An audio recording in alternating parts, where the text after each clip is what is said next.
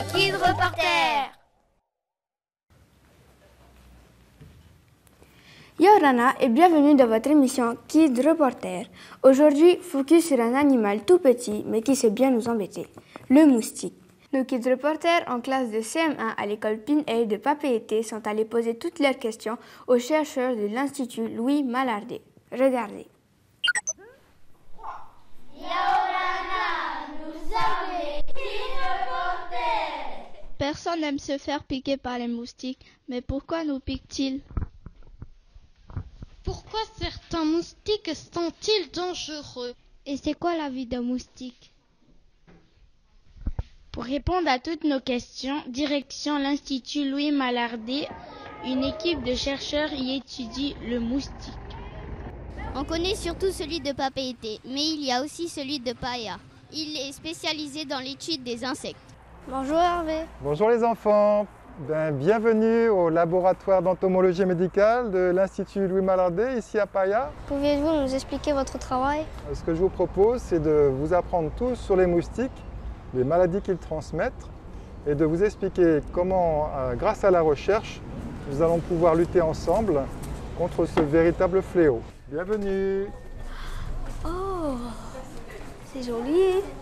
Un fléau, pas seulement parce que les moustiques piquent, mais parce qu'ils peuvent causer des problèmes de santé. On n'aime pas que les moustiques nous piquent car ça gratte et aussi ils peuvent nous transmettre des maladies. Lesquelles, Hervé? Tu as tout à fait raison. Vous avez tous entendu parler, je suppose, de la filariose lymphatique dans le Pacifique, et notamment sur nos îles. Et également la dengue, le Zika et puis le chikungunya qui sont des virus transmis par les moustiques. Et pourquoi il y a plus de dengue que les autres maladies? Alors pour la dengue, on distingue plusieurs sérotypes. Il y en a 4 au total et donc forcément ça va circuler plus.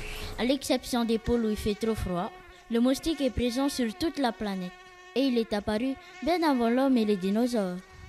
Mais sur les 3500 espèces répertoriées dans le monde, seule une petite partie est vecteur de maladies, particulièrement dans les zones tropicales et intertropicales. Ashley!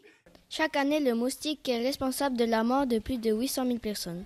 Si petit qu'il soit, c'est l'animal le plus mortel au monde.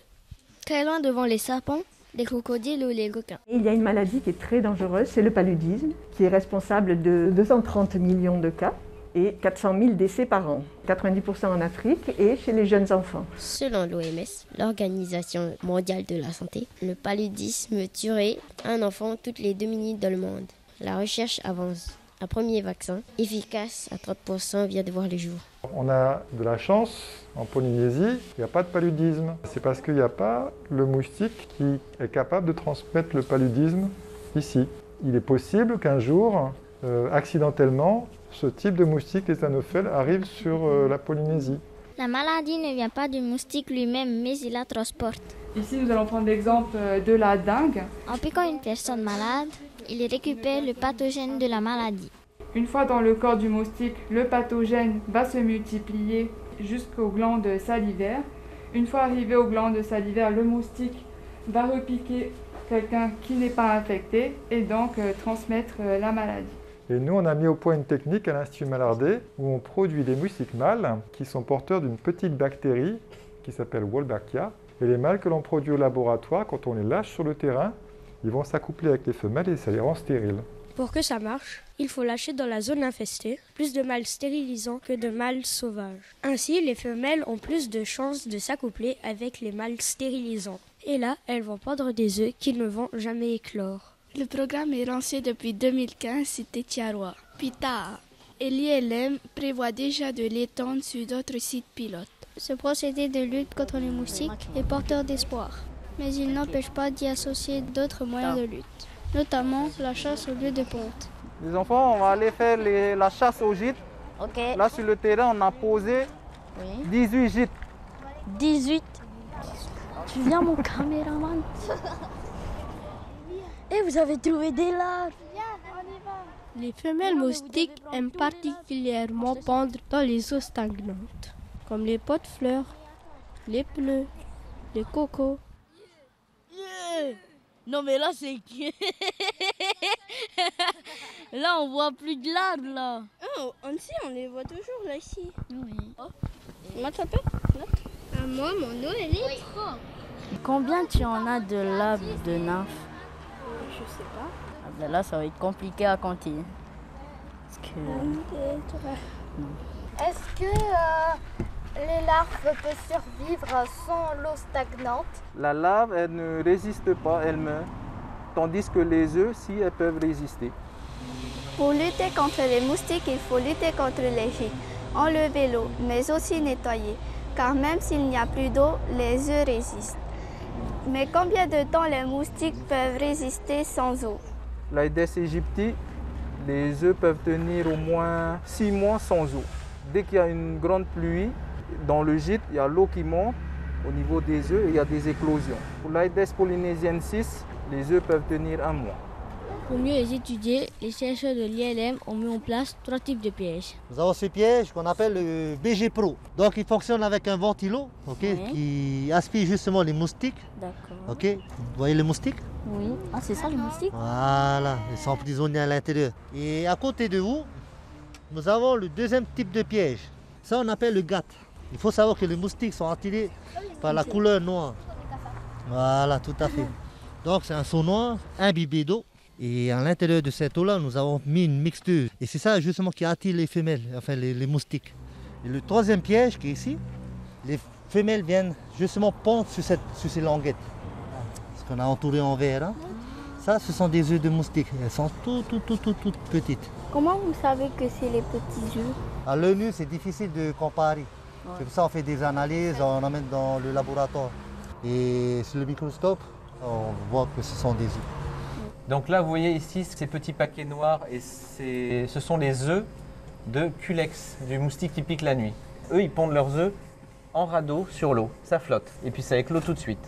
Pour les œufs d'Aedes, eux, ils ont besoin d'un support. Ils ne vont pas pondre sur l'eau, mais sur les bords de l'eau. Et donc ici, on voit les petits grains noirs, en fait, les petits grains sont des œufs de moustique. Voilà, ici, par exemple, on voit un œuf de moustique qui est en train d'éclore. Et la larve de moustique qui est là, il va commencer tout doucement à sortir. Et il y en a une autre Et il y en a une autre ici aussi. Les moustiques présents en Polynésie sont classés parmi les insectes culicidés. Les principaux étant les Aedes et les Culex. Et parmi les Aedes, on peut différencier les Aedes aegypti et les Aedes polynésiensis. À chaque stade de leur vie, plusieurs points permettent de les différencier. Donc vous regardez ici, le siphon est très court. Chez l'Aedes et le siphon est beaucoup plus long. Chez le Culex. Vous voyez? Et cette larve-là est beaucoup plus poilue. Ensuite, pour différencier le type d'Aedes, il faut regarder les petits sacs sur sa queue. 1, 2, 3, 4, vous les voyez ici? Oui. Ils sont tous pareils. Hein. Il s'agit d'Aedes aegypti. Là maintenant, on va regarder Aedes polynésiensis. Voilà, ici vous voyez, les deux petits, vous les avez vus ou pas? Oui. Voilà, deux petits, deux grands. Aedes polynésiensis. Donc là maintenant, vous êtes capable d'identifier les deux espèces de moustiques. Adultes, les Culex ont une couleur marron terne. Ils ne piquent que la nuit. Leurs œufs sont sous forme de petits radeaux sur l'eau. Et ils sont vecteurs de la filariose lymphatique. Les Aedes sont repérables avec leurs jolies pattes zébrées. Ils piquent le jour, plutôt au lever et au coucher du soleil. Leurs œufs ressemblent à des petits grains. Après, quand on voit que c'est Aedes, moi je ne sais toujours pas si c'est Aedes aegypti ou Aedes polynésiensis.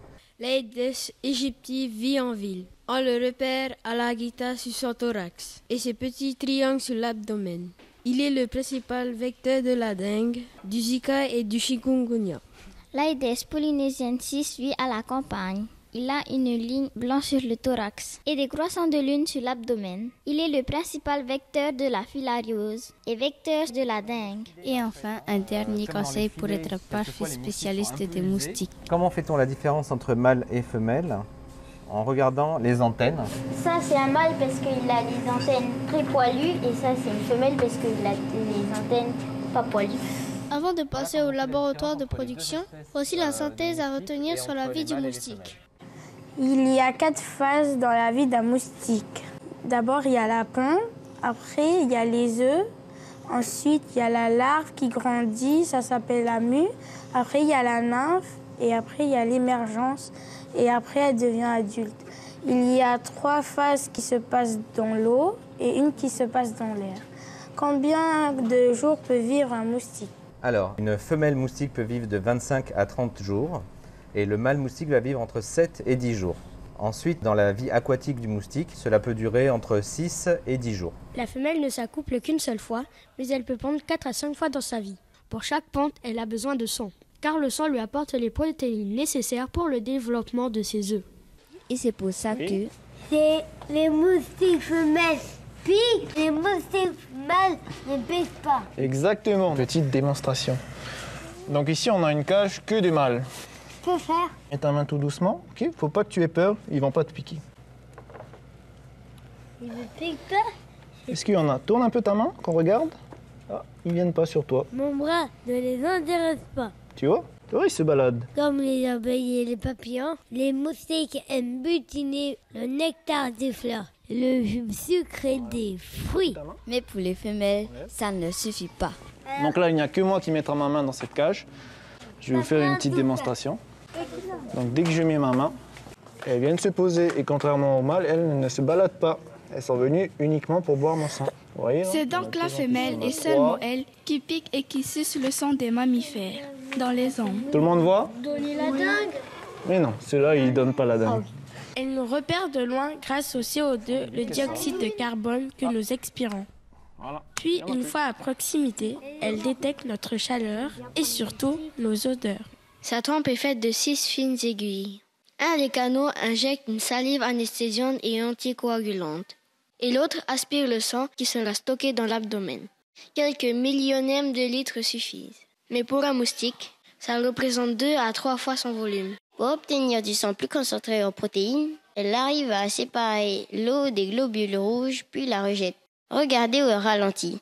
Ce n'est pas du pipi, c'est bien de l'eau. Ici, on est dans la salle où on produit les moustiques. Comment vous faites pour reproduire les moustiques? Première étape. On a nos cages de mâles, nos cages de femelles. On va les mettre ensemble et ils vont produire ce qu'on appelle des œufs. C'est ça. Dans ce pondoir-là. Donc le pondoir, c'est un bol avec un peu d'eau et un filtre à café.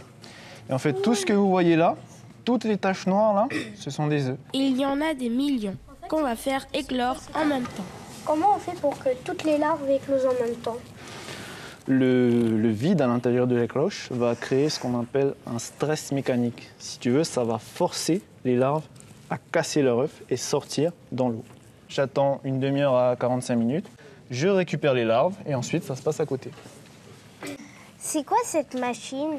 Donc cet appareil va nous servir à compter les larves pour pouvoir les disposer dans les chariots de production, de croissance. Si on en met trop, plus que 2950, elles vont mal se développer, elles vont mal se nourrir et mal se développer. Et on n'arrivera pas bien à distinguer les nymphes mâles des nymphes femelles. Une fois que j'ai mon pot de 2950 larves, je viens le disposer dans des bacs de croissance. Pourquoi les larves, ils sont là? Elles aiment bien se mettre en groupe, elles s'agrègent, on appelle ça. Par contre, ça sent le piment. Ça sent comme il y a de la nourriture, il y a des larves qui mangent et donc elles font des excrétas, donc elles font leurs besoins à l'intérieur du bac. Forcément, ça sent pas très bon. Nous, ce qui nous intéresse, ce sont uniquement que les nymphes mâles. Donc comme les nymphes femelles sont plus grosses, on va utiliser un séparateur de nymphes. Donc ici, on va verser les nymphes à l'intérieur du dispositif. Et on remarque ici qu'il y a différents étages. Le premier étage ici qui commence à se former, qui correspond aux femelles, et ici, les mâles. Et en dessous, vous avez les larves qui ne sont pas encore métamorphosées en nymphes. Donc progressivement, on va venir écarter la vitre de la plaque, ce qui va permettre de faire descendre les larves. C'est comme ça qu'on peut sélectionner uniquement les mâles stérilisants pour les faire métamorphoser en moustiques et pouvoir les lâcher sur nos sites d'études. Mais avant, une dernière étape. Donc je vais vous mettre des gants. Enfin, vous allez mettre On a gants. ajouté à la jus sucré un colorant rose fluo. Pourquoi vous faites manger aux moustiques du fluo? C'est pour pouvoir les reconnaître après. Donc c'est un colorant qui est intégré au jus sucré des moustiques et qui nous permet de marquer nos moustiques. C'est-à-dire que les moustiques vont venir se nourrir sur notre colorant. Ils auront cette couleur rose. On va les lâcher, puis on va les recapturer. Et comme ça, on pourra dire « Ah, ce moustique est rose, c'est mon moustique ». Ça, ce sont des moustiques qui n'ont pas été marqués par notre rhodamine, donc qui est le colorant rose. Et à côté, nous avons des moustiques avec un ventre rose. des moustiques qui ont absorbé le colorant. Suite au succès de ce programme, l'ILM prévoit de produire plus de moustiques stérilisants. Et moi, j'ai vraiment envie de devenir chercheur. C'est vrai? Ah, tu veux devenir chercheur? Alors, Moi aussi. si je donnais des conseils, pour être chercheur, il faut avoir soif de connaissances, il faut être très patient, bien sûr rigoureux, et il ne faut pas avoir peur de faire des études. Alors, ce qu'il faut retenir, c'est s'il n'y a plus de gîtes, il n'y a plus de larves. S'il n'y a plus de larves, il n'y a plus de moustiques. S'il n'y a plus de moustiques, il n'y a plus de maladies. Merci de nous avoir suivis. Avant de nous quitter, voici la question du jour. Qui pique chez les moustiques? Uniquement les mâles? Réponse 1. Uniquement les femelles? Réponse 2. Les mâles et les femelles? Réponse 3. Si vous n'avez pas la réponse, revisionnez le reportage en replay sur le site internet polynésie.lapremière.fr et continuez de nous suivre, les Kids Reporters, sur YouTube, Facebook et Instagram. À la semaine prochaine!